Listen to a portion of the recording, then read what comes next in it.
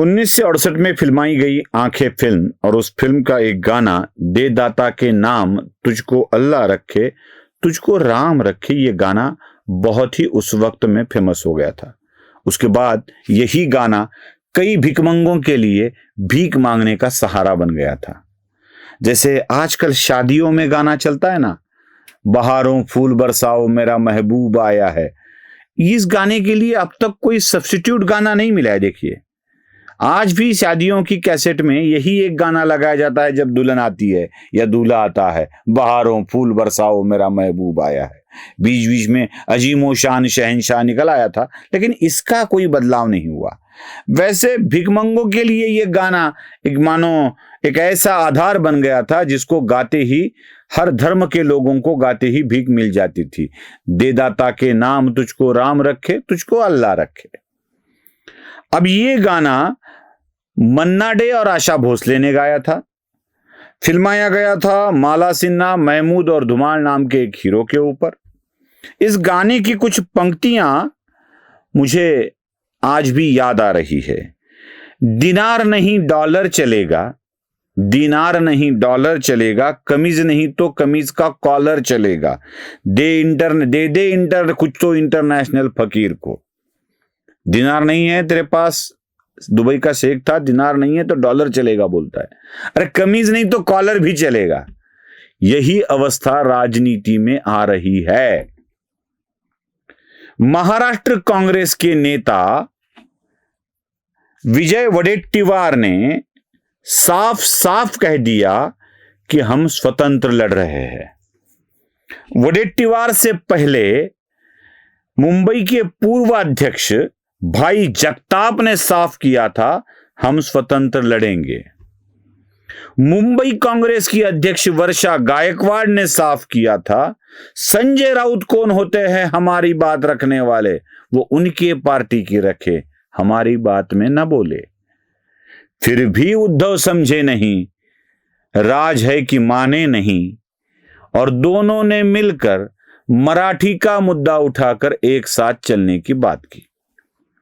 अब सबसे एक बात जो थी ना, चलो मराठी नहीं तो नहीं, मुसलमान दे दे, दिनार नहीं डॉलर, दिनार नहीं तो डॉलर चलेगा, मराठी नहीं तो मुसलमान चलेगा, शर्ट कमीज नहीं तो कॉलर चलेगा, अगर हिंदू नहीं तो उत्तर भारतीय भी चलेगा। यह भाषा कर कर राज उद्धव एक साथ आ गए और उनको लगा कि मुसलमान जो अपनी तरफ आ रहे हैं वह मुसलमान, पिछड़े और मराठी वोटर्स को एकत्रित करके हम मुंबई की सत्ता को हाथ में ले सकते हैं। उद्धव के लिए तो मुंबई आवश्यक है, जरूरी है। जैसे मुंबई की लाइफलाइन लोकल है, वैसे उद्धव की लाइफलाइन मुंबई म्युनिसिपल कॉरपोरेशन है।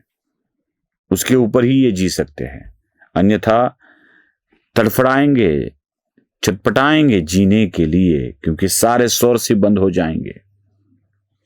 राज को यह पता था कि उद्धव की लाइफलाइन मुंबई म्युनिसिपल कॉरपोरेशन है। अगर उद्धव को साथ लिया जाए तो 1995 से पहले, 95 भी नहीं, राज की पार्टी बनने से पहले जो मुंबई में थोड़ा बहुत राज का चलता था वह चलने लगेगा। एक और कोहिनूर खड़ा कर पाएंगे शायद। तो राज को यह पता था कि उद्धव की जरूरत अगर उद्धव के हाथ में देने के लिए मैं सहायता करूं तो मुंबई म्युनिसिपल कॉरपोरेशन में सत्ता का कुछ हिस्सा मुझे भी मिल सकता है। दोनों साथ आ गए और दोनों मिलकर कांग्रेस के साथ डीलिंग करने लगे, क्योंकि शरद पवार के पास तो डीलिंग करने की बात ही नहीं थी। कांग्रेस को डील इसलिए कर रहे थे कि मुसलमान उद्धव के साथ आ रहे थे। अब कांग्रेस ने सोचा होगा मुसलमानों को साथ में रखकर उद्धव अपने ही वोट की डीलिंग मेरे साथ कर रहे हैं, तो सबसे बड़ी बात है उद्धव को ही छोड़ दो। कांग्रेस ने साफ कर दिया कि हम न जाएंगे। अब मनसे को साथ लेकर पूरे महाराष्ट्र में मनसे को 10 लाख वोट मिले हैं पूरे महाराष्ट्र में, और उसमें से मुंबई, ठाणे और पनवेल का कुछ एरिया मिलकर 6-7 लाख होते हैं, उसमें से ठाणे और पनवेल का एरिया हटाया जाए तो सिर्फ 5 या 6 लाख वोट मनसे के पास होंगे जो मुंबई के हैं। 1.5 करोड़ में से 5-6 लाख वोट जो उद्धव के राज के साथ है। इतने वोटों को मिलाकर हम मुंबई को जीत पाएंगे, मुसलमानों को साथ लेंगे, कांग्रेस को साथ लेंगे, यह सोचकर वो काम कर रहे थे। लेकिन मुसलमानों की राजनीति को ही कांग्रेस ने हटा दिया। उद्धव का बल, कांग्रेस क्यों चाहेगी उद्धव बड़े हो? मैंने आपको एक वीडियो में साफ साफ बता दिया था कि कांग्रेस की अब तक की राजनीति क्या रही है। हरियाणा में जाइए, चौटाला की पार्टी को साथ ले लिया, चौटाला का नुकसान कर दिया, खुद की सत्ता गंवा दी। किसी भी राज्य में जाइए, कांग्रेस ने अपने सहयोगी पार्टी का ही नुकसान किया है। अरे महाराष्ट्र में देखिए, दूर जाने की क्या जरूरत है। उद्धव की जो वाट लग गई लोकसभा के बाद और शरद पवार की पार्टी की जो वाट लग गई लोकसभा इलेक्शन के बाद, वो हमने देखी है।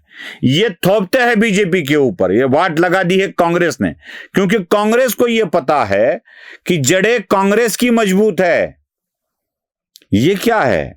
ये कुकुरमुत्ते जैसी आने वाली पार्टियां आएगी, कुछ साल बढ़ेगी, उसके बाद खत्म हो जाएगी। अगर इनको जनाधार दिया जाए तो वो खतरनाक हो सकता है। कांग्रेस का जो पिछड़े, अति पिछड़े और मुसलमानों वाला जनाधार है, वो अगर उद्धव के साथ चला जाए तो कांग्रेस के हाथ में झुंझुना रह जाएगा ना। कांग्रेस ये नहीं चाहती थी और उद्धव के हाथ का वो पूरा का पूरा वोटर ही निकाल दिया। अब उद्धव के लिए राज और शरद पवार दोनों बोझ बन सकते हैं। हाँ, उद्धव अगर राज के साथ चले जाए तो मुंबई के 5-6 लाख वोटर उद्धव के साथ मिल सकते हैं। वो कुछ बहुत बुरी स्थिति नहीं होगी। ऐसा हो सकता है कि जरा अच्छे स्थिति में रहे, नंबर 2 की पोजीशन पे रहे, ये हो सकता है। लेकिन राज को भी पता है कि उद्धव किस तरह से विधायक उठाकर ले जाते हैं। तो ये स्थिति में अब शरद पवार एक बोझ बन गए हैं राज और उद्धव पर। इन दोनों को उसी आंखें के गाने की तरह शरद पवार को लेकर घूमना पड़ेगा। और यही एक कारण है कि आज राज और उद्धव के सामने बड़ी कठिन परिस्थिति है कि चुनाव को लड़ा कैसे जाए। कांग्रेस के हटते ही बहुत सारी सीटों पर के विवाद तो खत्म हो जाएंगे, लेकिन इतने कैंडिडेट तो चाहिए।